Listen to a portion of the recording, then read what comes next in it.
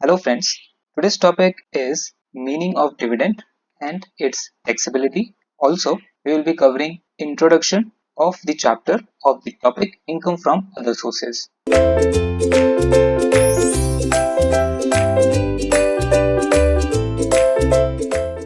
Hello friends. So first subtopic under the topic income from other sources is introduction, a brief background, and thereafter we will be covering the meaning of dividend, the taxability of dividend under section 56(1), and then meaning of dividend under section 2 of clause 22. So friends, introduction, income from other sources. As you might be aware, taxability of income under this head will trigger only when income is not subject to tax in any of the preceding sections, in any of the preceding chapters. So preceding chapters that we have covered are income from salary, income from house property, business profit and gains from business or profession, and capital gains income. So these four topics, if the income doesn't fall in any of these four chapters, then it will fall under income from other sources. If the income is exempt in that specific section, if income is exempt under salary or income from house property or profit and gains or capital gains, income is specifically exempt over there, then it won't be covered in this residuary section. However, if the income criteria is met and it is not falling in any of the preceding chapters, then it will get covered under income from house property. On your screen, 56, subsection 1, income of every kind which is not to be excluded from the total income under this act shall be chargeable to income tax under the head income from other sources. So the point that we have discussed, if the income is not specifically exempted under any of the preceding chapters, then it will be included under the head income from other sources, so not to be excluded from the total income. And if it is not chargeable to income tax under any of the heads specified in section 14, which are nothing but items A to E. So the preceding chapters that we have discussed are nothing but which are covered in section 14 from A to E. Out of A to E, these are 5 sections. One of the category has been removed.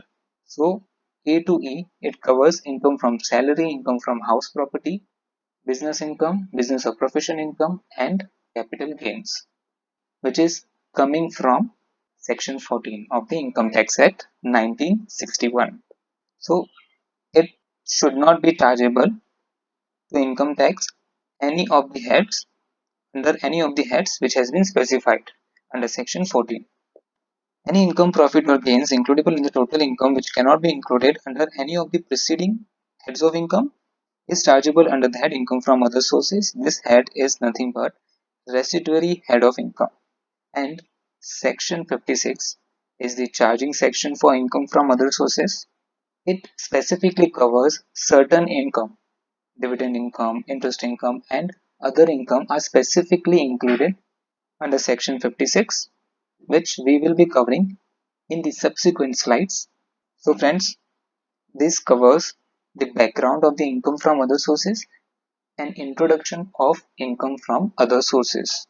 Now moving on to dividend income, which the taxability of the dividend income has been determined under section 56 subsection 2 clause 1. So clause 1 of subsection 2 of section 56 taxes the dividend income under the head income from other sources. And the meaning of the dividend, the definition as we know is covered under section 2 of the Income Tax Act. So dividend income definition is mentioned under clause 22 of section 2. So that section needs to be covered in detail over here, right? So friends, on your screen, subsection 2 in particular, and without prejudice to the generality of the provisions of subsection 1, the following incomes shall be chargeable to income tax under the head income from other sources, namely, first is dividend. Other income we will be discussing later. For now, let's concentrate on dividend. So, taxability of dividend income under the head income from other sources comes from clause 1 of subsection 2 of section 56. Now friends, section 2, clause 22, how the dividend income has been defined over here. First clause is distribution by the company out of the accumulated profits to the shareholders, wherein there has been release of part of the assets of the company. So, distribution to the shareholder by the company out of the accumulated profits of the company, which results in release of the company's assets. If yes, then the same will be deemed dividend under clause 22 of section 2 subclause A, wherein the same income will be taxed in the hands of the recipient. Correct? So distribution by the company of accumulated profits. Here the term accumulated profits you will get under all the subclauses from A to E. There are 5 subclauses to clause 22 of section 2. So accumulated profits you will get in all the clauses, wherein any distribution from the accumulated profits by the company will be taxed as deemed dividend in the hands of the recipient, except for subclause E, which we will be covering in subsequent slides specifically. So friends, the meaning of definition, the meaning of the term accumulated profits. Accumulated profits are nothing but the profits which have accrued to the company till the date of distribution, till the date of payment of dividend. And also, in the case of liquidation, the date will be up to the date of liquidation. So accumulated profits up to the date of distribution of dividend income will be the, you can say, quantum of accumulated dividends, accumulated profits, not dividends, accumulated profits. So this was the definition of accumulated profits, friends, wherein there are two parts. In case of normal distribution, where there is no liquidation, accumulated profits up to the date of distribution, payment of dividend. Second, in case of liquidation, accumulated profits to the extent of date of liquidation. And also friends, in case of liquidation, there is a further part wherein there is, if there is compulsory acquisition by the government authority, if there is compulsory acquisition by the government undertaking, in that scenario, the accumulated profits will be up to preceding 3 years. I mean, the date of liquidation, let's say, is 31st March 2020. So, from the period of 31st March 2020, for the preceding 3 previous years, that profit won't be considered for the purpose of accumulated profits. Meaning, accumulated profits for 3 preceding previous years from the date of liquidation is to be deducted from the balance of accumulated profits, and the net balance will be considered for the purpose of determining the deemed taxability of dividend. Correct? So friends, we have till now we have studied subclause A, which says any distribution by a company of the accumulated profits, whether capitalized or not, if such distribution entails the release by the company to its shareholders of all or any part of the assets of the company. So distribution by company out of the accumulated profits, this will be the common term, which results in release of assets of the company, and the payment is to its shareholders. Correct? Second, where the payment is made to debenture holders, to deposit holders, to preference shareholders. In the case of preference shareholders, only the bonus payment is covered. If there is distribution of bonus shares, then it will get covered under deemed dividend, right? So debenture holders, deposit holders, any payment to them out of accumulated profits will be deemed dividend. Also to preference shareholders, any bonus shares issued to them will be deemed dividend if the payment is out of accumulated profits. Correct? And for subclause A, I would like to add a point. I mean, what could be an example of release of company's assets? If the payment is in cash, then that will tend to amount to direct payment, direct release of assets. That would be a direct way. And what could be an indirect way will be payment in kind. Payment in kind will be if shares are issued to the shareholders, then that will be a case of release of assets of the company, and that will also tend to amount to deemed dividend. So in subclause A, we have taken an example where if there is payment of cash and where there is payment in kind, both the cases will be covered under subclause A, wherein there has been release of the assets of the company directly or indirectly. In case of indirect transfer, the market value of the shares will be considered as consideration for determining the deemed dividend. Correct? And subclause B, as we have discussed, it is nothing but payment to debenture holders, deposit holders, preference shareholders if the payment is of bonus shares, and for all the above cases, for all the three cases, if the payment has been done through accumulated profits and a distribution to its shareholders by a company of debentures, debenture stock. So distribution is of debentures, debenture stock, debenture certificates in any form, whether with or without interest, right? So distribution is of debentures, debenture stock, debenture certificates, whether with interest or without interest, and any distribution to its preference shareholders of shares by way of bonus to the extent to which the company possesses accumulated profits, whether capitalized or not. So friends, clause B, subclause B, there should be a distribution of debenture, debenture stock, debenture certificates, whether that debenture carries any interest or not, it doesn't matter, and distribution to its preference shareholders of bonus shares. If bonus shares are issued to equity shareholders, then it won't get covered under subclause B, right? So to the extent of accumulated profits, it will be taxable as deemed dividend. Friends, clause C. Clause C is nothing but payment out of the accumulated profits before liquidation of the company.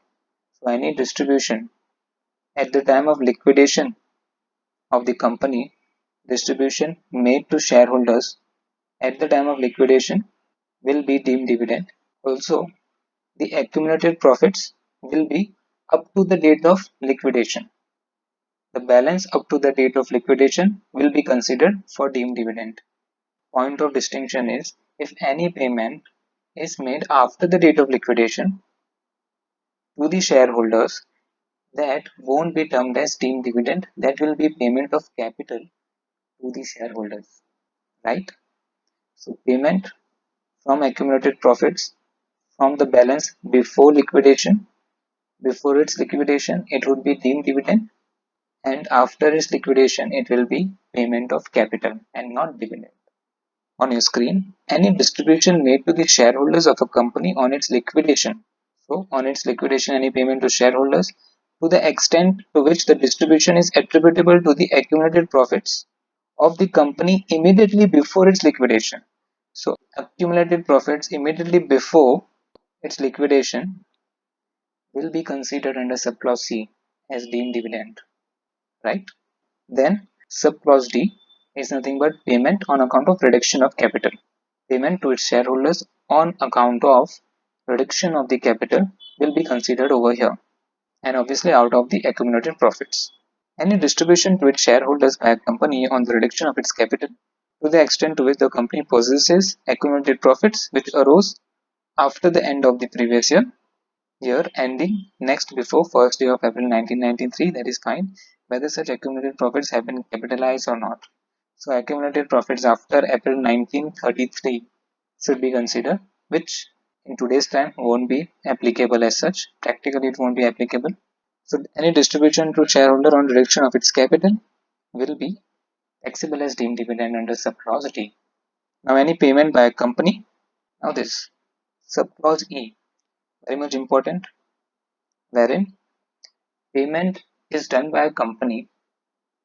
The company is private company, or you can say company in which public are not substantially interested. If such a company makes payment to an individual or a shareholder who is beneficially owning more than 10% of the voting power of the company. Again, a company which is a private company or in which public are not substantially interested, such company is paying to the shareholder and such shareholder is holding more than 10% of the voting power of the company. Any payment to such individual, to such shareholder, any advance or loan, you can say, any advance or loan to such shareholder out of the accumulated profits of the company will be deemed dividend. Taxable. In this case, subclause E, the deemed dividend is not taxable in the hands of recipient. It is taxable in the hands of the distributor, in the hands of the company, wherein they are paying dividend distribution tax of 30%. Correct? And from A to D, dividend is taxable in the hands of recipient, and not recipient, it will be exempt in the hands of the recipient, wherein dividend distribution tax is paid by the company. We'll come to those concept taxability as such, but for subclause E, remember the company involved is public company in which public are not substantially interested, which is a private company, right? And such company is making a payment to individual who is holding more than 10% of the voting power. Second condition, if such company is making a payment to a concern, to a firm wherein such shareholder is holding more than 20% of the profits, wherein such shareholder is eligible for more than 20% of the shares of that particular concern. Concern includes firm, HUF, association of persons, body of individuals. You can say same shareholder is holding in the company. If you say he is holding more than 10% of the voting power, and same shareholder is eligible for 20%, more than 20% of the profits of another concern. If there is any transaction between the two wherein company is making a payment to such a concern, then it will be deemed dividend. Any advance or loan by the company to such a concern will be deemed dividend. Correct? On your screen, any payment by a company not being a company in which public are substantially interested. Correct? Payment is of any sum, whether as representing a part of the assets of the company or otherwise, made after May 1987 by way of advance or loan to a shareholder. So the payment is by way of advance or loan to a shareholder. Being a person, such shareholder is a person who is the beneficial owner of shares, not being shares entitled to a fixed rate of dividend, whether with or without the right to participate in the profits. So preference shareholders are not covered over here. Holding, the beneficial owner is holding not less than 10% of the voting power. And the payment and the advance or loan has been made to such a person. Or second condition, the payment is done, the advance or loan is to any concern in which such shareholder is a member or a partner and in which he has substantial interest, and for the purpose of concern the substantial interest is nothing but more than 20%. So here covers second condition is related to payment to a concern by the company. Third condition, or any payment by any such company, any payment by any such company on behalf or for the individual benefit of any shareholder of any such shareholder to the extent to which the company is either in either case possesses accumulated profits. So any payment for the benefit of such shareholder will also get covered on behalf, or for the individual benefit of any such shareholder will also be termed as deemed dividend. Correct? Subsequently, in the subsequent section, in the subsequent part, we will be covering what should not be included under the term dividend as per the definition of clause 22 of section 2, which defines dividend. So let's quickly recap what we have studied till now. Subclause E, first of all, company is a private company or in which public are not substantially interested. Such company is making payment to an individual, to a shareholder who is holding more than 10% of the voting power, or a payment is made to a concern. Concern is nothing but firm, HUF, EOP, BOI. The payment has been done, the advance or loan has been made to a concern in which such a shareholder which is already holding 10% in the company is sharing profit of more than 20% in such concerns, right? And third condition is payment if made on behalf of an individual or on behalf of the shareholder who is holding more than 10% of the voting power. This was the third condition, and for all the payments, for all of the above payments, the payment has been made through accumulated profits of the company. Then it will be deemed dividend under subclause E. Subclause D is payment on account of reduction of capital to its shareholders out of accumulated profits. Subclause C, payment is on liquidation by the company, and the payment will be to the extent of accumulated profits up to the date of liquidation. After liquidation, it won't be dividend, it will be payment of capital. Subclause E, payment in the form of debentures, debenture stock, deposit certificates to its shareholders. Also, bonus shares to preference shareholders will get covered under subclause B for taxability of deemed dividend, and obviously the payment should be from accumulated profits. And subclause A is nothing but any payment to its shareholders out of accumulated profits which results in release of assets of the company will be deemed dividend as per subclause A, clause 22 of section 2. So now friends, after understanding what is taxable as deemed dividend as per the definition of section 2, clause 22, what is taxable as deemed dividend under section 56.1, under section 56.2.1, let us understand what is specifically not dividend as per section 2, right? So there are 6 examples to it, wherein if the company is purchasing its own shares by way of buyback and payment to its shareholders in that regard, that the payment related to buyback of shares won't be taxable as deemed dividend, correct? If second example will be wherein the business of the company is into providing loans. So if the main business of the company is to provide loans, is to provide advances to different person, then payment to a shareholder won't be termed as deemed dividend. If the payment has been done to a non-participatory shareholders, meaning who are not indulged in at the time of liquidation of the company, who are not eligible for the assets of the company, that is the non-participatory shareholders, which you can say are not equivalent to equity shareholders. Any payment to such shareholders at the time of liquidation or at the time of reduction of capital, which is covered in subclause C and subclause D of clause 22 of section 2, which we have just studied, wherein subclause C is payment at the time of liquidation and subclause D is payment to the shareholders at the time of reduction of capital. So if the payment has been made, the purpose of payment is covered in subclause C and subclause D, and the payment has been made to non-participatory shareholders, then payment won't be termed as deemed dividend. The third exception, Fourth exception is when the payment has been adjusted.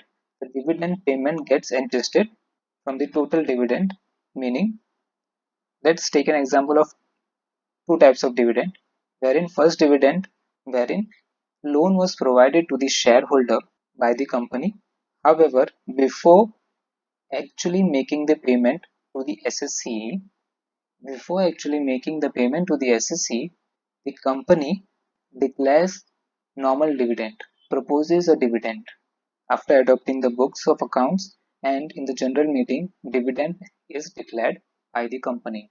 So, since the company was paying a normal dividend to all the shareholders, accordingly, it agreed not to pay any advance to such a shareholder.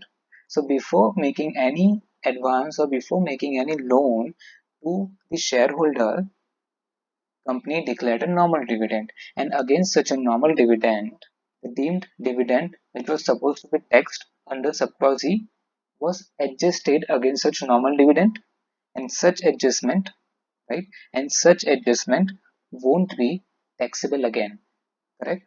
So you can say that the loan or advance has already been taxed in the hands of shareholder. It won't be again taxed at the time of normal dividend. The meaning and the purpose of this clause of this exception is this. And the last subclause is where the payment has been made by the resulting company to the shareholders of the demerged company. In that scenario, payment won't be termed as deemed dividend.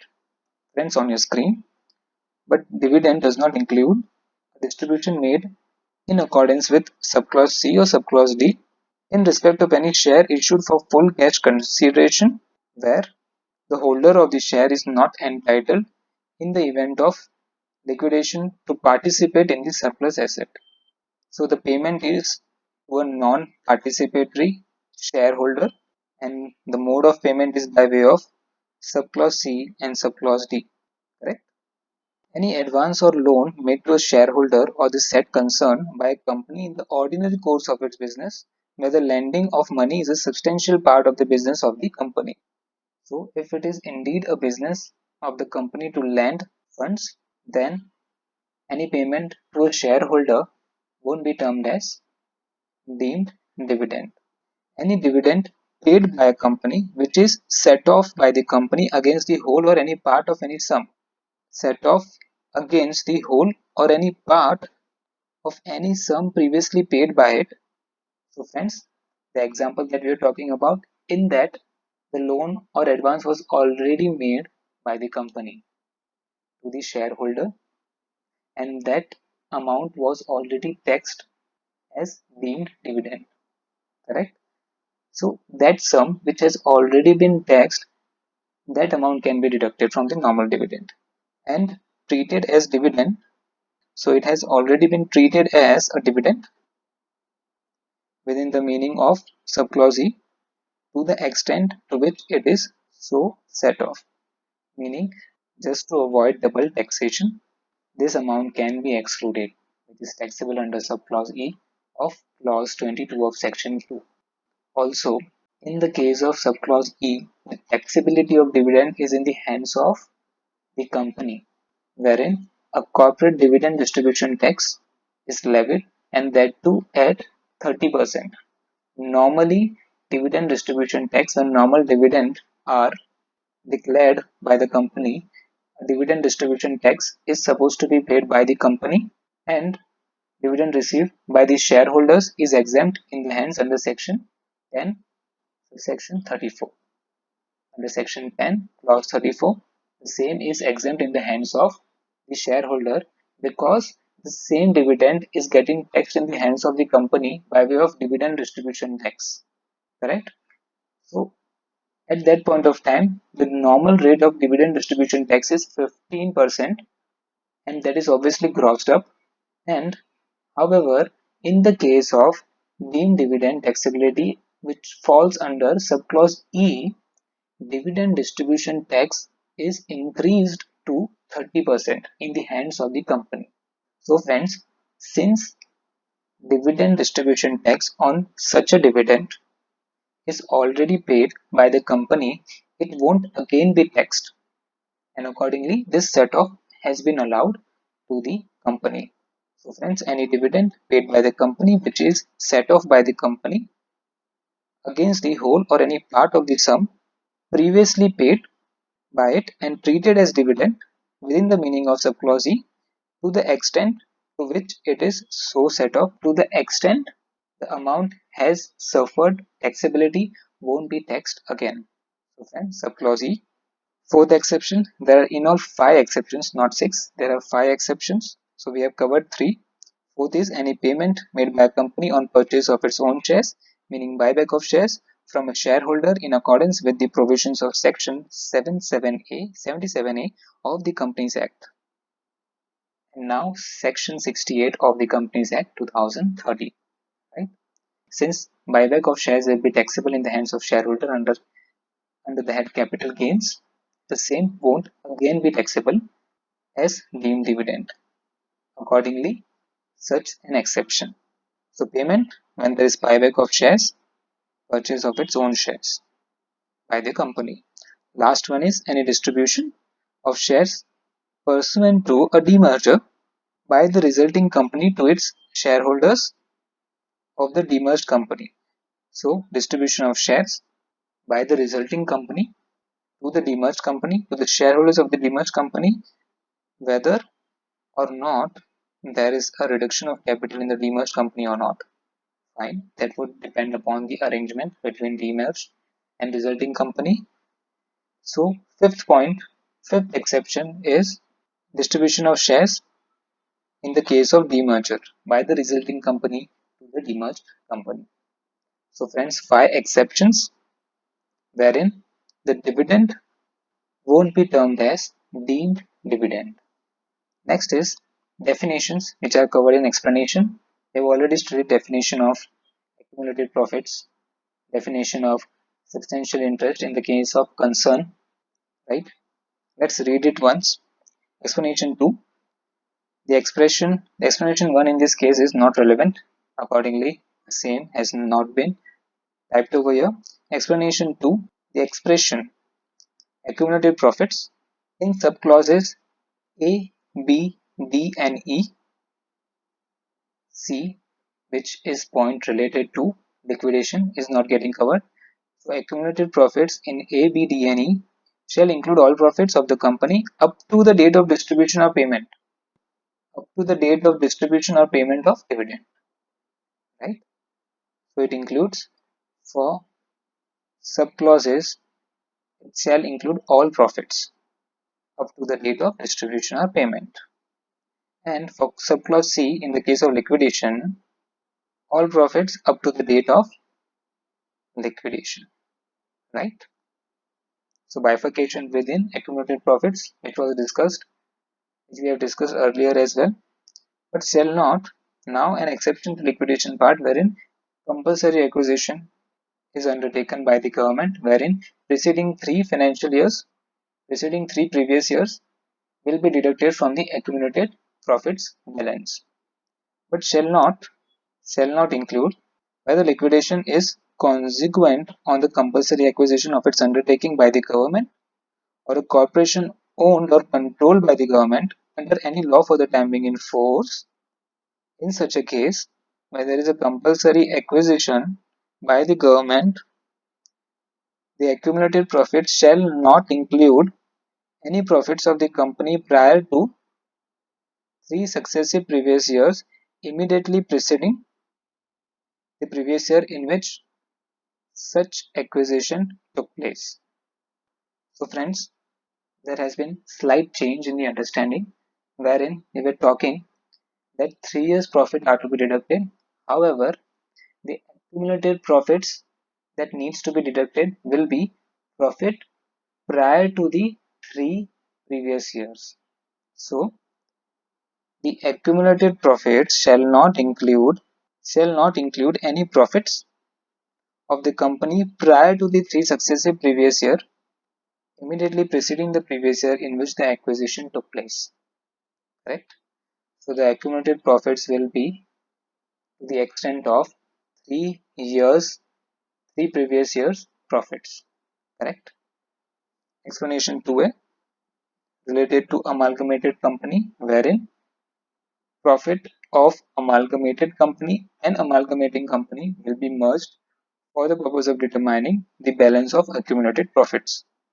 Explanation 2a: in the case of amalgamated company, the accumulated profits, whether capitalized or not, or loss, as the case may be, shall be increased by the accumulated profits, whether capitalized or not, of the amalgamating company on the date of amalgamation.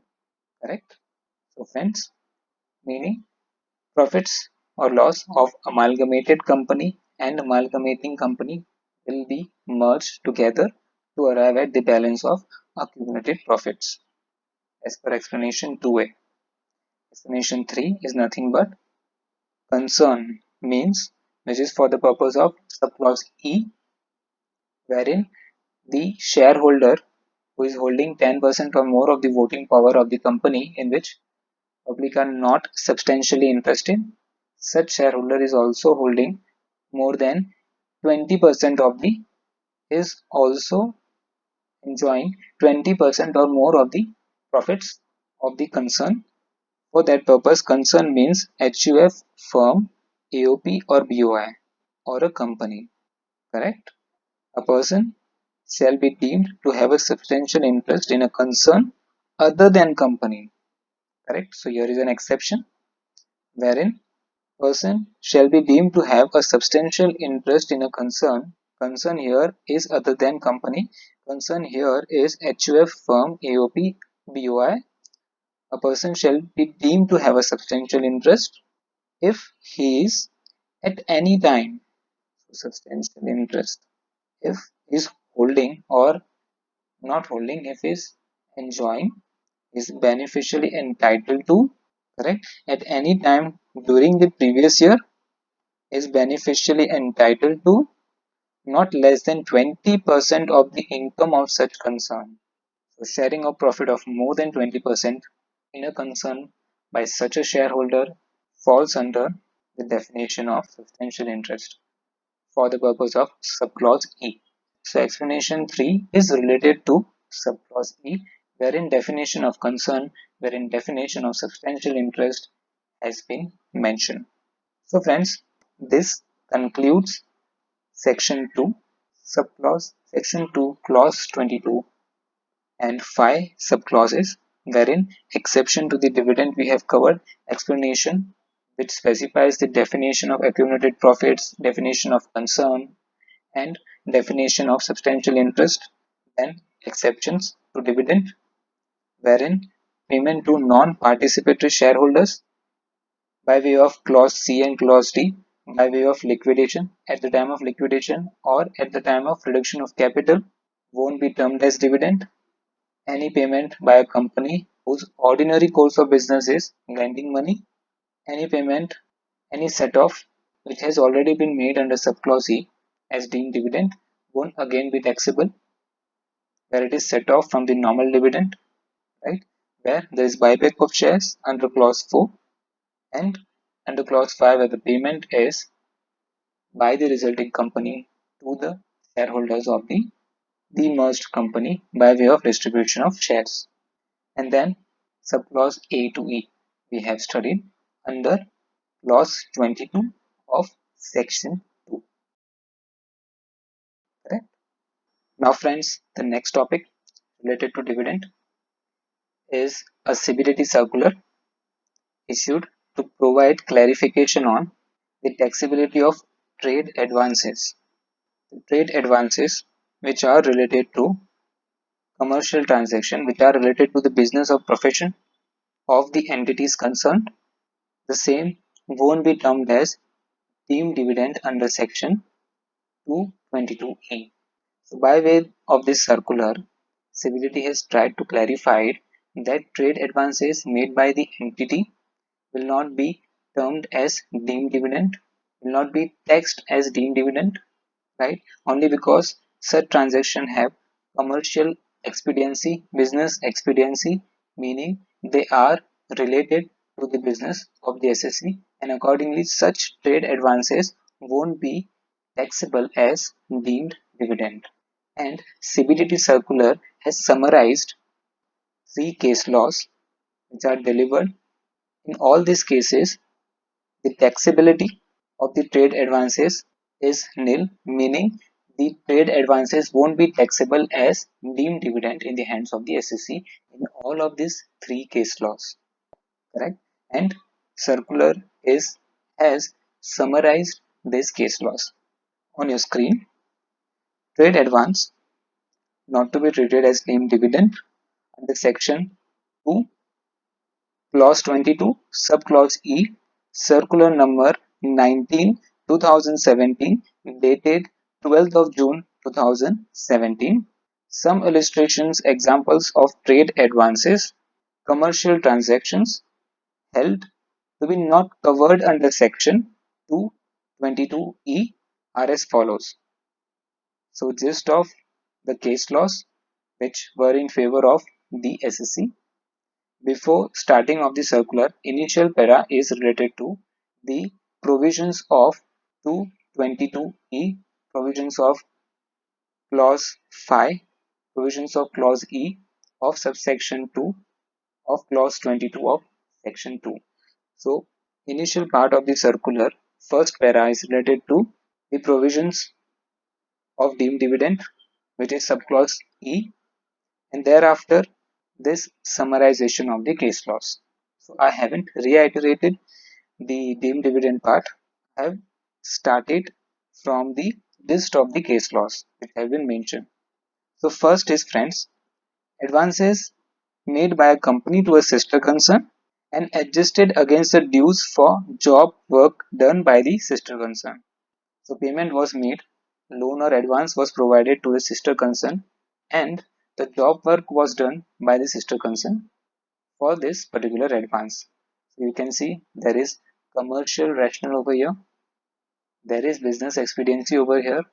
Transactions are related, very much related to the business of the SEC.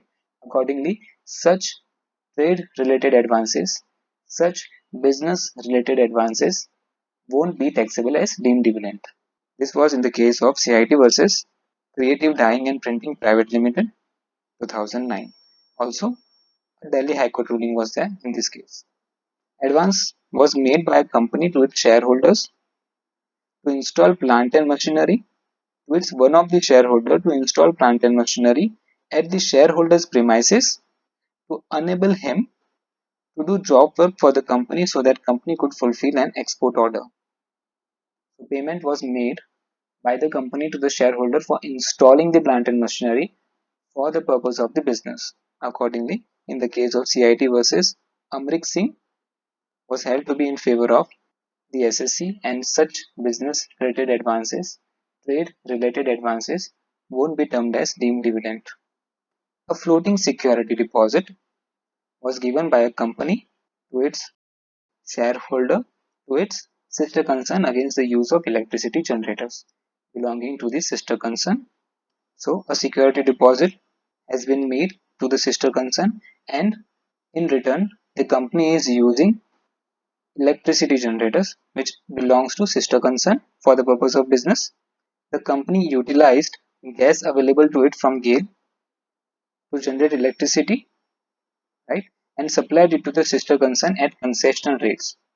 So there are to and fro transactions between sister concern and the company, wherein electricity generators are used of the sister concern, and also gas available to the company, or you can say electricity generated by the company, was supplied to the sister concern at concessional rates.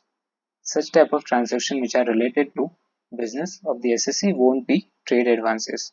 It was held that the security deposit made by the company to its sister concern was a business transaction arising in the normal course of business between the two concerns, and the transaction did not attract to 22E. So such a security deposit with the system concern for using the electricity generator of the sister concern is nothing but could ideally be termed as deemed dividend, but since the nature of business of the SSC is generation of electricity, accordingly such an advance will be related to business and accordingly not taxable in the hands of the SSC, not taxable as deemed dividend in the hands of the SSC. This was held in CIT Agra versus Atul Engineering Udyog, which is Allahabad High Court ruling. Correct? So, all this case law, friends, have been summarized by CBDT, wherein the prima facie situation of the case in all these cases is advances loan has been provided by the SSC, and such advance are related to the business of the SSC, and accordingly such trade advances won't be taxable as deemed dividend. Correct? Also, apart from this three case law, there are other two case law as well, which we will be discussing by way of an illustration at a later point of time. In view of the above, the CBDT has by this circular clarified that it is a settled position that trade advances which are in the nature of commercial transaction, settled position that trade advances which are in the nature of commercial transactions would not fall within the ambit of the word advance in section 222E, and therefore the same would not be treated as deemed dividend. Correct, friends? So this was summarization of the circular which was issued by CBDT for clarifying that trade advances are never taxable as deemed dividend under subclause E of clause 22 of section 2. Now friends, taxability of dividend. There are several other sections which come into picture while taxing the dividend. We have just now studied two sections. First was 56(2)(1), which is clause 1 of subsection 2 of section 56, wherein dividend has been mentioned as taxable under the head income from other sources, right? Then meaning of the term dividend, which is in clause 22 of section 2, which is defined under clause 22 of section 2. There are 5 subclauses. There is an exception to the definition of dividend and also explanation to certain terms which are used in that provision. And now the third section will be section 8. Also there will be section on exemption of section 10, clause 34, exemption of dividend in the hands of shareholders where dividend is paid by, where dividend distribution tax is already paid by the company, right? Then 1150, which states that any dividend distributed by the company, distributed, declared or paid by the company, the domestic company is required to pay dividend distribution tax on the dividend amount to be declared, distributed, paid. Correct? And section 115 BBDA, wherein if the dividend income received is more than 10 lakhs in the hands of the resident individual other than domestic company and other exceptions, if dividend received is more than 10 lakhs in aggregate, then anything above 10 lakhs will be taxable at the rate of 10%, and surcharge and education cess will be added to that rate. Correct? So 4 sections we will be studying which are related to taxability of the dividend. Correct?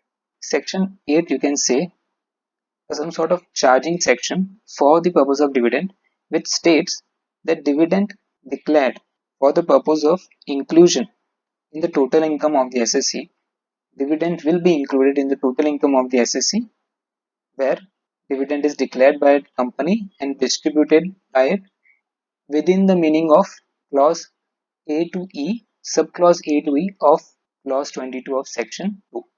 So whatever dividend is falling under the definition of dividend will get covered over here and will be taxable as per clause A of section 8, right? And any interim dividend is paid by the company will be taxable under the head under section A. So friends, taxability of dividend for the purpose of inclusion in the total income of an SSC, any dividend declared by a company or distributed or paid by it within the meaning of subclauses A to E of clause 22 of section 2 shall be deemed to be the income of the previous year in which it is so declared, distributed or paid as the case may be.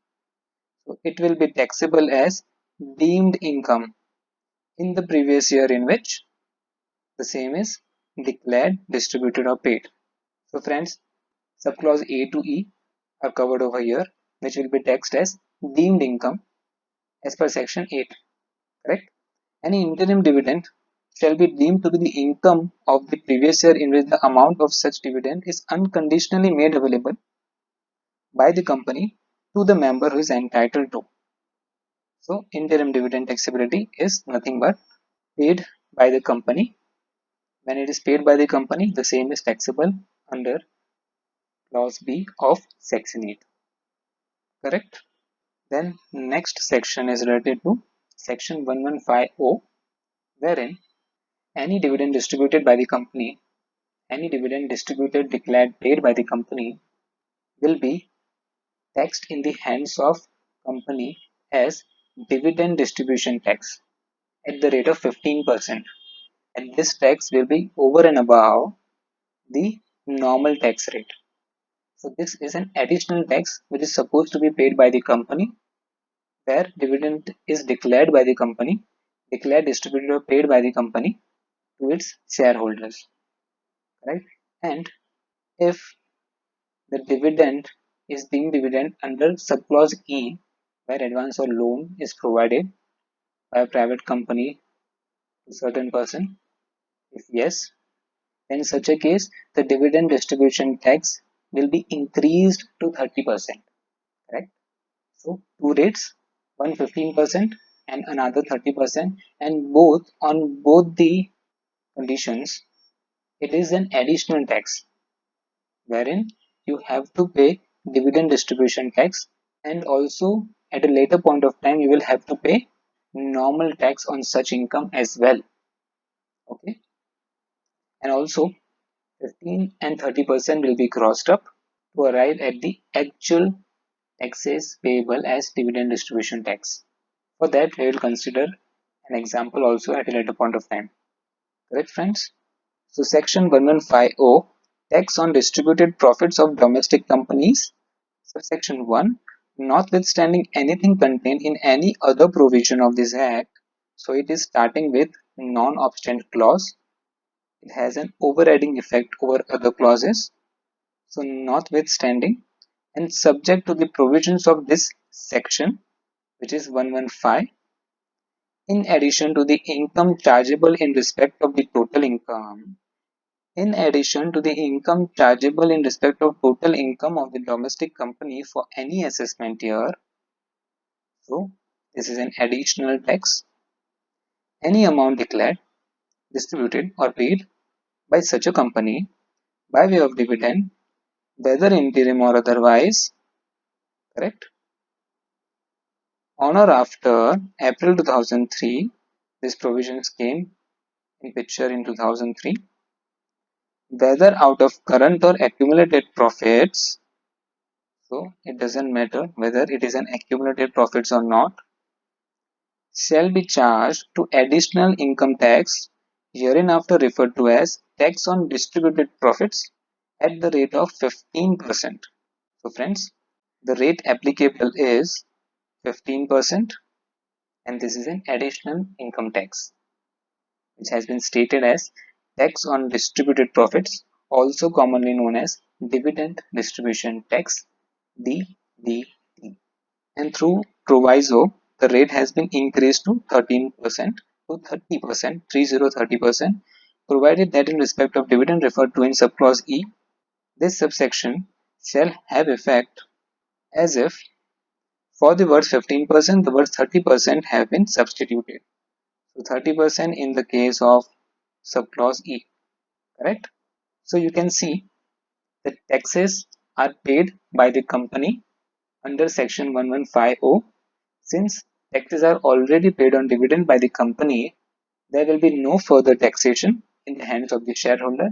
Such dividend income, since dividend distribution tax has already been paid on such an income, the same won't be taxable again in the hands of the shareholder, and exemption is provided to the shareholder by way of clause 34 of section 10. Correct? And the taxes are to be paid by way of cross up by the company who is declaring the dividend, and the company is a domestic company. Also, you should be keeping in mind that the dividend if received from a foreign company. I mean, that will be the taxability part, which we can discuss later on. But since this point has come across, I would say that dividend received from a foreign company is always taxable, right?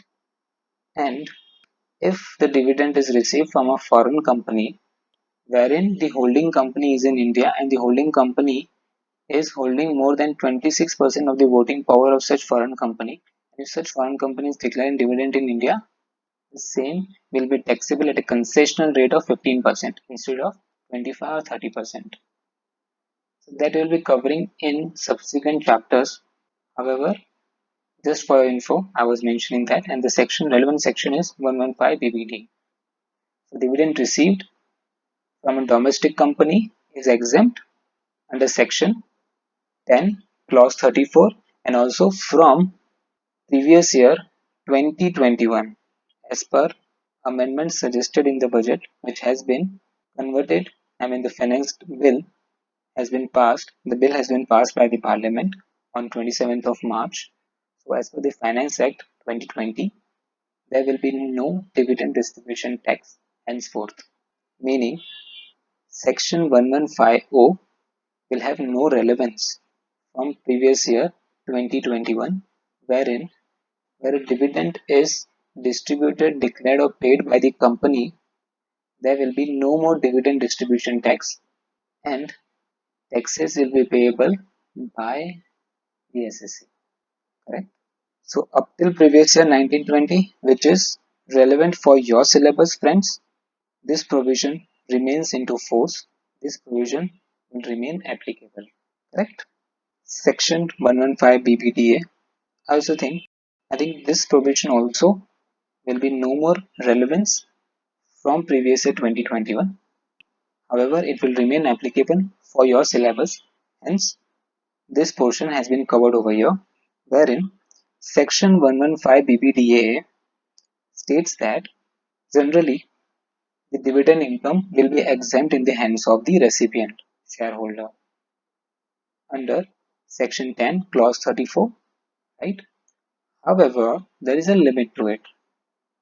However, if the dividend exceeds 10 lakhs during the relevant previous year, if the dividend exceeds 10 lakhs and the dividend is received by a resident of India other than domestic company or a trust which is registered under section 12 or a trust, university or other education institution, for these cases there is an exception. However, if the dividend is received by other residents of India, then the taxability will be any amount more than 10 lakhs will be subject to tax at the rate of 10% as per section 115 BBDA. Meaning, again, generally, shareholders are not taxed on the dividend income received because dividend distribution tax is paid by the company. So, just to avoid double taxation, shareholders are not taxed again.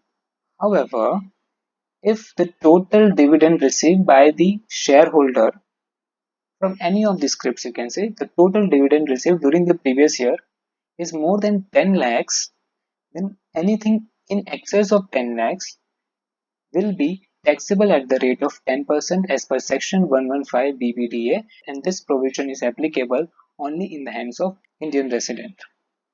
Correct? So on your screen, tax on certain dividends received from domestic companies. Section 115 BBTA, notwithstanding anything contained in this Act, it starts with non-obstant clause. It has overriding effect, where the total income of a specified SSC who is resident in India includes any income in aggregating exceeding 10 lakhs by way of dividends declared, distributed, or paid by domestic company. The income tax payable shall be aggregate of the following. Correct? So the payment is to a specified SSC which is resident in India. Aggregate dividend is exceeding 10 lakh, 10 lakhs, and the dividend income is paid by the domestic company. In that case, the income shall be aggregate of income tax payable shall be 10% on the dividend income on anything excess, and other total income of the SSC. Taxes payable on the other total income as per the relevant provisions. So the income tax in aggregate will be amount of income tax calculated on the income by way of such dividends in aggregate of exceeding 10 lakh rupees. So anything in excess of 10 lakhs will be taxable at the rate of 10%, correct? And the amount of income tax with which the SSC would have been chargeable had the total income of the SSC been reduced by the amount of dividend. So total income, let's say, is 100 minus 20 rupees dividend. 20 will be taxed at 10% and 80 rupees will be taxed as per normal slab benefit. Let's take an example of individual. So 80 rupees will be taxable at the rate of, as per the normal slab benefits, correct? So this will be the total income tax payable under section 115 BPDA. Continuing with this subsection 2, no deduction in respect of any expenditure or allowance or set-off or loss or set-off of loss shall be allowed to the SSC under any provisions of this Act while computing the dividend income as per subsection 1. So, no deduction. The amount of dividend will be taxable on gross basis, wherein no deduction in case of any of the expenditure related to earning the dividend income, right? So no deduction of any such expenditure will be allowed to the SSC, or allowance or set-off of loss. Nothing will be allowed to the SSC against such a gross dividend against the dividend which is exceeding 10 lakhs. Explanation. For the purpose of this section, dividend shall have the meaning assigned to it in clause 22 of section 2 but shall not include subclause E thereof. Okay, so subclause E won't be included only because you can say it is already taxed at 30%, correct, as dividend distribution tax. And for other dividends which are getting covered from A to D, the dividend distribution tax paid by the company is only 15%, and the cases covered in subclause E, the dividend distribution tax paid by the company is 30%. So effectively, if the dividend is from A to D and the shareholders' total dividend is exceeding 10 lakhs, then only 10% under section 115 BBDA will be applicable. And logically, you can say it is fair because if the reason for providing exception to subclause E will be is because the dividend distribution tax is already being taxed at a higher rate as compared to dividend distribution tax paid for subclause A to D, correct? So friends, specified SSC means a person other than a domestic company or a fund, institution or trust, or any university or other educational institution, or any hospital or other medical institution referred to in subclause 4, 5, 6, 6A of clause 23C of section 10. These are not a specified SSC, these are exceptions to the definition of specified SSC. Also, last category, a trust or institution registered under section 12A or 12AA, right? So specified SSC means a person other than following person, and the specified SSC includes all the person who are resident in India except for domestic company or fund, institution, trust, university or trust or institution registered under section 12A or 12AA. And the last is, so friends, before moving on to it, section 115 BBDA, we have studied that it is an overriding section, correct? And the shareholder will be taxable only if the dividend income is exceeding 10 lakhs during the previous year. Only on the excess amount, 10% rate will be applicable, and it will be the gross dividend that will be taxable. No deduction of expenditure or allowance or set-off of loss will be allowed, and dividend which is covered under section 115 BBDA which is getting covered under subclause A to D. Subclause E is an exception for section 115 BBDA, correct? And before that, 115O, dividend distribution tax is supposed to be paid by the company who is distributing the dividend at the rate of 15% for subclauses A to E and interim dividend, and only for subclause E the tax rate is 30%, and both these rates are to be crossed up.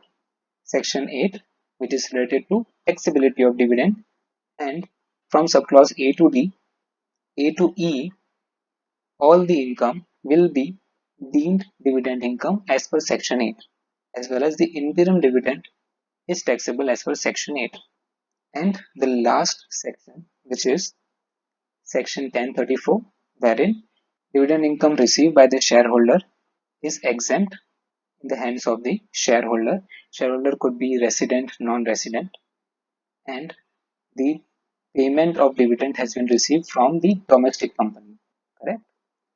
And it is subject to section 115 BBDA, wherein if the aggregate dividend is more than 10 lakhs, then any amount, anything excess of 10 lakhs will be taxable at the rate of 10%.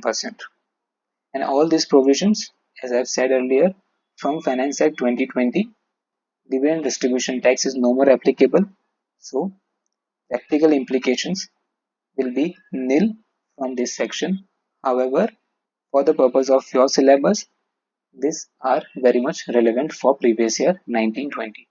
So friends, on your screen, any income by way of dividends referred to in section 115O will be exempt in the hands of the recipient, will be exempt in the hands of the shareholder, provided that nothing in this clause shall apply. The exemption won't apply to any income by way of dividend chargeable to tax in accordance with the provisions of section 115 BBDA. So proviso is for section 115 BBDA. However, if section 115O is applicable, right friends? If section 115O is applicable, then nothing is taxable in the hands of the recipient shareholder, and shareholder could be resident as well as non-resident.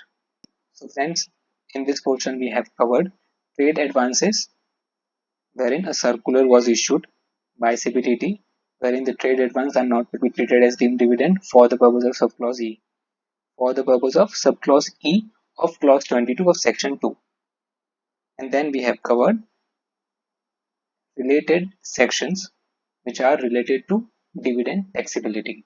Section 8, Section 1150, Section 115 BBDA, and Section 10, Clause 34.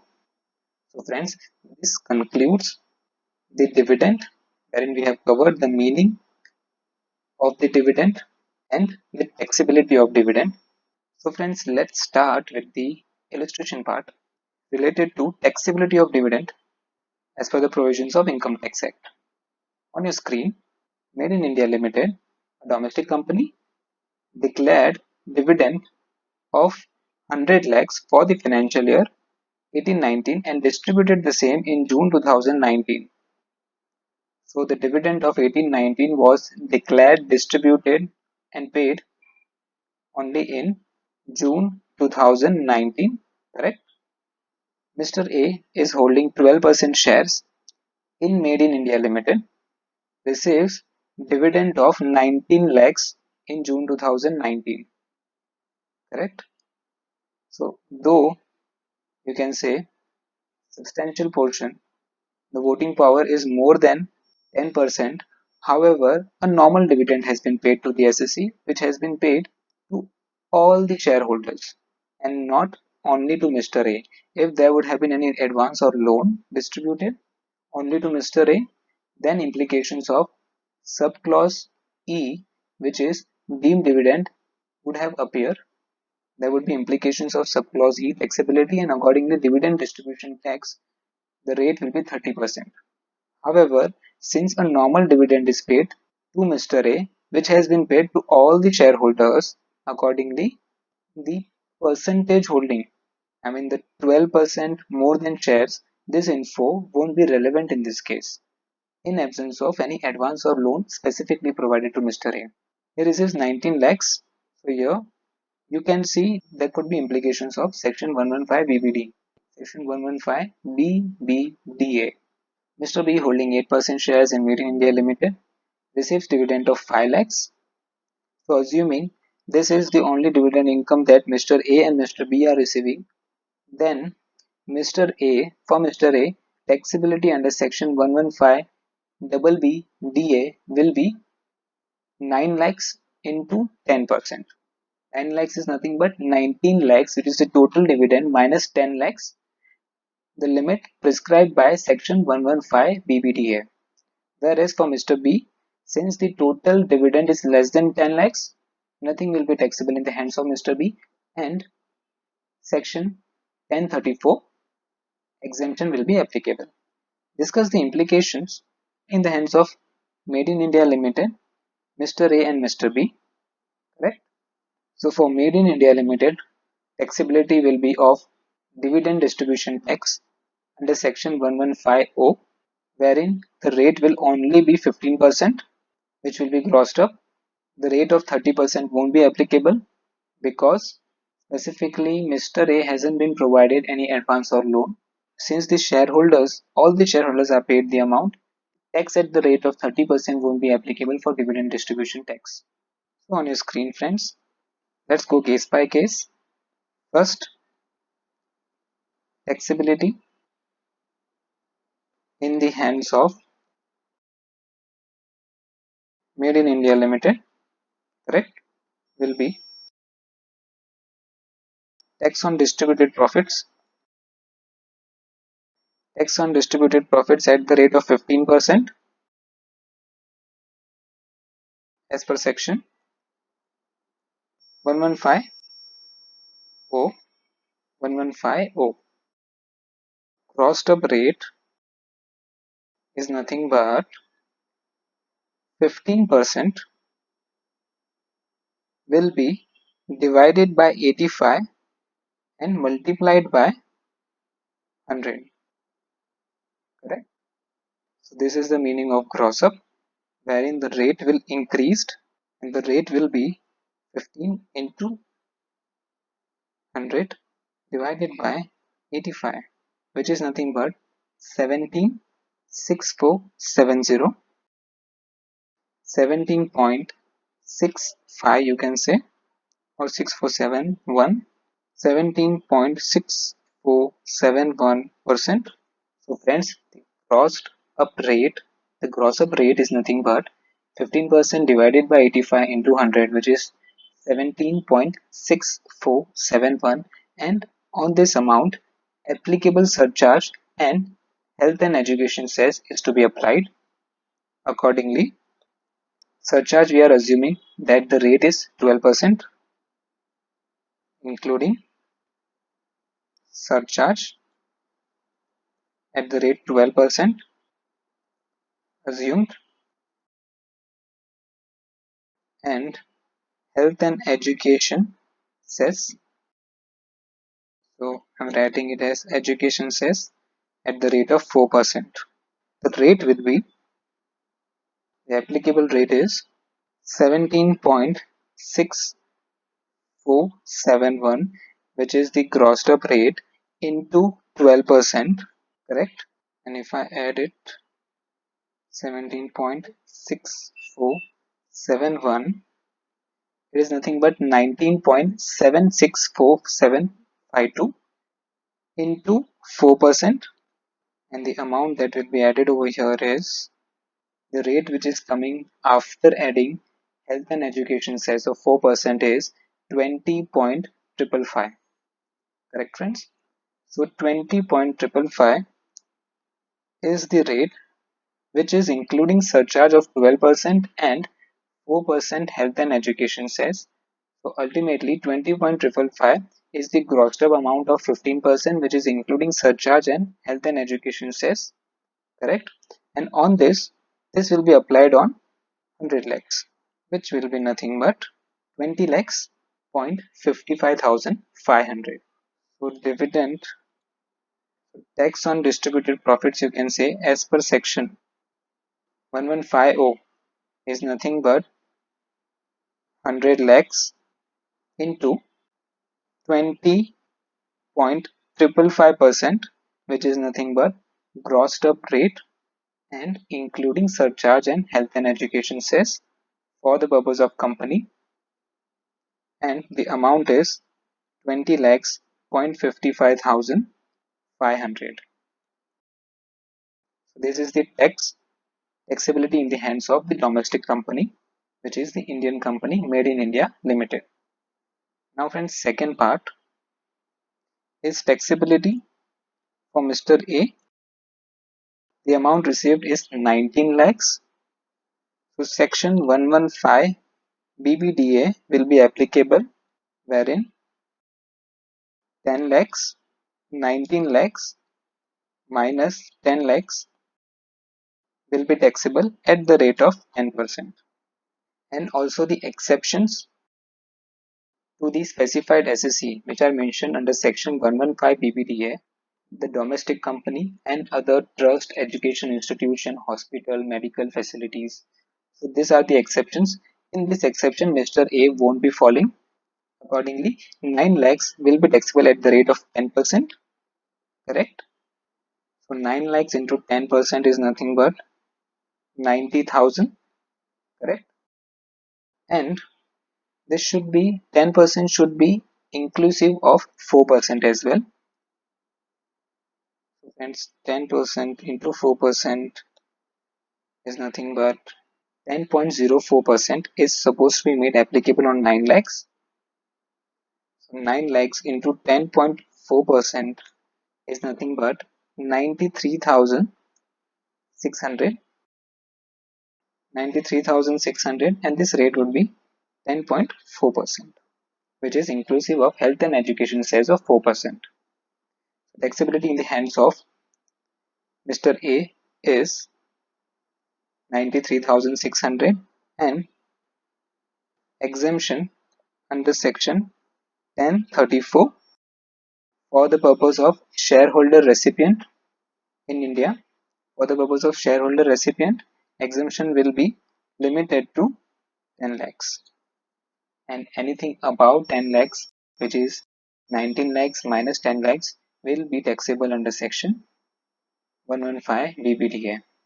So friends, implication in the hands of Mr. A, ideally it should have been exempt, but since it is exceeding 10 lakhs, it is taxable under section 115 BBDA.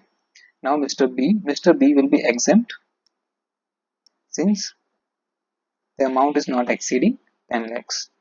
Exemption under section 1034 of amount of 5 lakhs. Correct friends?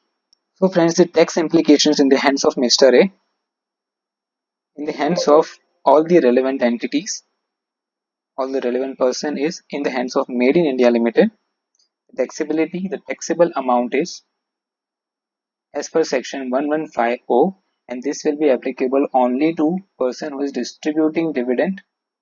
So it will be applicable only in the hands of company, correct? And dividend distribution tax is supposed to be paid where a normal dividend is paid by the company. Here we can see that there is no advance or loan provided to any of the shareholders. There was a normal dividend paid by the company and declared in the financial year in the previous year 1920, and accordingly dividend is subject to tax in this year, which was pertaining to the financial year 1819, correct? However, the taxability of dividend is when it is distributed, when it is declared, or when it is paid. Since the dividend was distributed only in June 2019, accordingly we have to consider its taxability for the previous year 1920. Taxability in the hands of the company, in the hands of the domestic company, will be as per section 1150 for the dividend distribution tax at the rate of 15% for normal dividend paid. The rate will be grossed up, and also it should be inclusive of surcharge and education cess. After adding all this, the rate of 15% has been changed to 20.555%, correct? In the hands of Mr. A, ideally the dividend income should have been exempt under section 1034, but since the amount is exceeding 10 lakhs, anything in excess will be taxable under section 115 BBDA, and no allowance, no expenses, no setup of loss will be allowed to Mr. A. and in the hands of Mr. B, nothing will be taxable as the total dividend received during the year is less than 10 lakhs. So friends, this concludes the solution. So friends, continuing with the second illustration, Mr. AB is in the business of manufacturing garments. He is also MD and held nearly 80% of the paid up share capital of XYZ Limited. So friends, Mr. AB is MD as well as a shareholder which is holding more than 10% of the voting power.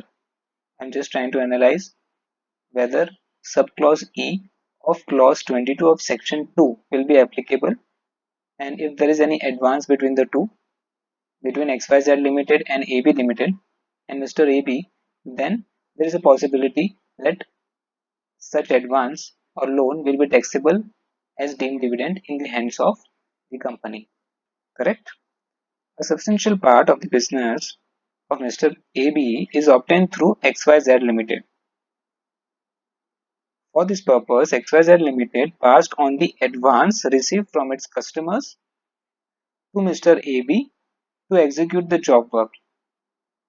So you can say there is a business relationship also between Mr. AB and XYZ Limited, and for this purpose XYZ Limited has passed an advance to Mr. AB for executing a job work. So friends, here you can see an advance or loan has been provided by the company to its shareholder, and such shareholder is holding more than 10% of the voting power of the company. You can say he is able to in a way influence the decisions of the company, and an advance or loan has indeed been provided to such a shareholder, to Mr. AB in this case. So is there a question in your mind that whether subclause E of clause 22 of section 2 is applicable or not? If yes, then the answer is no. Subsection E, subclause E won't be applicable in this case only because you can say that there is a business relationship between Mr. AB and XYZ Limited over here, and the advance which has been provided by XYZ Limited is a trade advance, and accordingly, since the advance is out of business expediency, is related to the business of the SSC, such an advance will be termed as trade advance on which deemed dividend won't be taxable, on which deemed dividend won't be applicable. The circular that we had read, which was issued by CBDT in 2017, circular number 19 2017, wherein it has been specifically clarified that based on the rulings of the High Court, based on the rulings which are already passed, there is a settled position that trade advances, if they are in the nature of business expediency, the same won't be taxable in the hands of SSC as deemed dividend. So taking the circular as base, it can be concluded over here that such an advance, it can be contended by the SSC that such an advance is related to the business and nothing should be taxable as deemed dividend in the hands of XYZ Limited. The EU held, assessing officer held that the advance money received by Mr. AB is in the nature of a loan given by XYZ Limited to him, and accordingly is deemed dividend within the meaning of the provisions of section 222E. So friends, assessing officer is of the opinion that such an advance is in the nature of deemed dividend as per subclause E. However, there is a circular in place which can be contended by the SSC, by XYZ Limited in this case, which will be in support of the SSC. The AO therefore made the addition by treating advance money as deemed dividend, examine whether the action of the assessing officer is tenable in law or not. So friends, as we have already discussed, circular number 19 issued by CBDT will stay in support of the SSC, wherein it can be contended that such an advance is a trade advance on which deemed dividend should not be levied only because it is related to the business of the SSC, and the same advance money has been provided out of business expediency. correct? And apart from this circular, there are other two case law as well, wherein the Delhi High Court, based on the similar facts, the Delhi High Court held that the trade advance, the advances made by XYZ Limited to Mr. AB are not taxable under Section 222E, subclause E. I will state the name of the case laws over here. I will state the case law, name of the case law for your reference. The same hasn't been mentioned in the relevant notes section. So friends, I will mention the name of the case law. You can make a note of it. So apart from the case laws which are mentioned in the circular, these are over and above that. First is CIT versus Rajkumar. Rajkumar.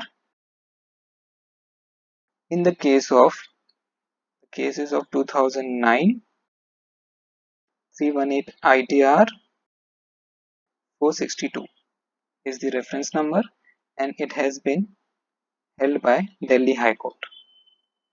Second, CIT versus Ambassador Travels Private Limited, and this is also a Delhi High Court ruling in the similar year. So friends, two case laws over and above the case laws mentioned in the circular number 19 2017, which is dated 12th of June 2017, correct? So based on this, the facts of the case were grossly similar to the case law that I have mentioned over here, CIT versus Rajkumar and CIT versus Ambassador Travels Private Limited, wherein Delhi High Court held in favor of the company wherein such a trade advance were not deemed to be dividend under 222E, as they were related to the business of the SSC. So friends, this concludes this illustration. Now moving on to the next one and the last one for the taxability of dividend. AAA Limited is a company in which public are not substantially interested. These wordings are used in subclause E. X is a shareholder of the company holding 17% of the equity shares. So the person, Mr. X, is holding 17% of the shares, which is more than 10% of the voting power of the company. So you can see over here, though the wordings of voting power are not mentioned over here, we'll have to assume that holding of shares is equivalent to voting power of the shares. Accordingly, more than 10% of the voting power will be considered. I mean, there may be implications of subclause E. The accumulated profits of the company as on 31st December 2019 amounted to 20 lakhs. The company lent 3 lakhs to Mr. X by an account pay bank draft on 31st of December 2019. So hence 3 lakh rupees has been advanced to Mr. X by a company who is by a company where public are not substantially interested, and the shareholder is holding more than 10% of the voting power. So subclause E of clause 22 of section 2 is applicable, correct? And in this case, the tax implications will be in the hands of AAA Limited in the form of dividend distribution tax under section 115O. The rate will be 30%. The loan was not connected with the business of the company. X repaid the loan to the company by an account pay bank draft within that financial year only, that is on 30th of March 2020. So here you can see during the year, as on the date, which is the closing date of the financial year, if you see, there was no loan pending in the balance sheet. However, the wordings of subclause E states that at any time during the previous year. So at any time, meaning even if the loan is repaid subsequently by the shareholder, even during the previous year itself, subsequent repayment won't affect the taxability of deemed dividend under subclause E. Correct? So examine the effect of the borrowal and repayment of the loan by Mr. X on the computation of his total income for the assessment year 2021. So we have to analyze taxability in the hands of Mr. A, or you can say examine the effect of borrowal and repayment of the loan, right, on the computation of the total income on both the SSCs, AAA Limited and X. For AAA Limited, we have already discussed that the amount will be taxable as dividend distribution tax under section 1150 at the rate of 30%, because 1150 specifically says that deemed dividend falling under subclause E, the rate applicable is 30% and not 15%. Correct? So 30% deemed dividend distribution tax is applicable in the hands of AAA Limited, and in the hands of X, since the amount you can see is less than 10 lakhs. Correct? Since the amount is less than 10 lakhs, nothing will be taxable and everything will be exempt under section 1034. So friends, let's continue with the solution.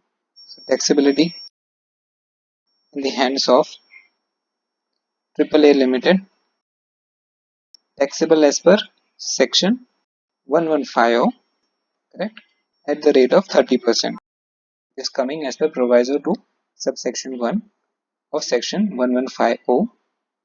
Also, relating to the gross up part, friends, the amount of 15% will be grossed up.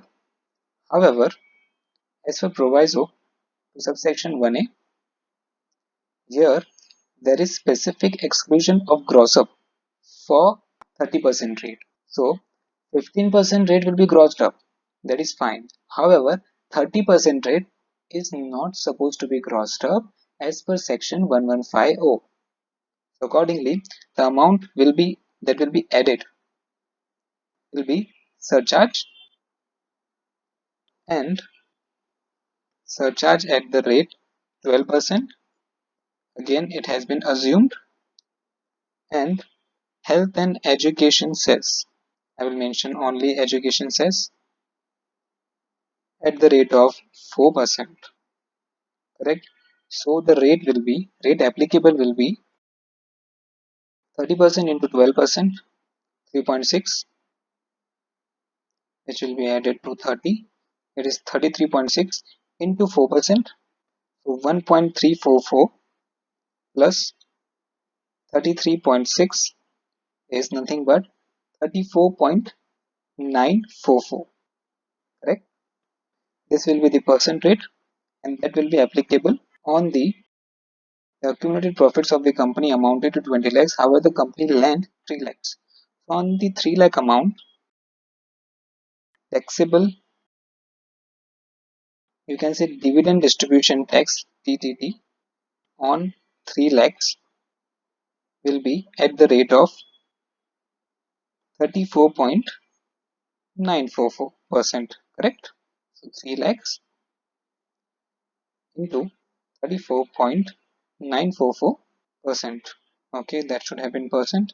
I will have to do it again. 34.944%. So 104832 is the amount. 104832, correct? Yes. So 104832 is the dividend distribution tax which is payable by the company, and we have to compute, the effect of borrowal and repayment, right? So the effect of borrowal in the hands of AAA Limited will be, they have to pay a dividend distribution tax at the rate of 30%, and if included with surcharge and health and education cess of 12%, 4% respectively, the rate becomes 34.944. Such an amount is not to be grossed up as per proviso to subsection 1A of section 1150. Correct? So ultimately, the dividend distribution tax paid by the company is 1,04,832. This is the effect of borrowal on AAA Limited.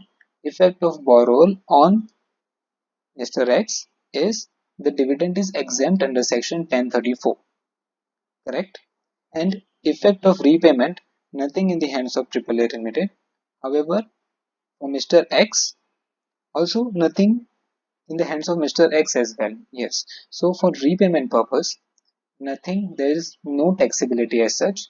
However, for the purpose of borrower, there are tax implications only in the hands of AAA Limited under section 1150. So friends, this concludes the illustration part of taxability of dividend, and the subtopic of taxability of dividend, meaning of dividend and its taxability is concluded with this illustration.